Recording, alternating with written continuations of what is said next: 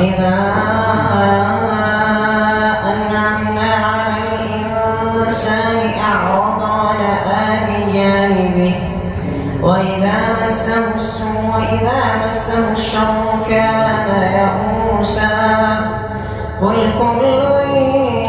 يعمل على شاكلته فربكم أعلم بمن هو أهدى سبيلا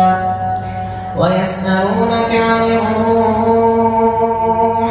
قل الروح من أمر ربي وما أوتيتم من العلم إلا قليلا ولئن شئنا لنذهبن بالذي أوحينا إليك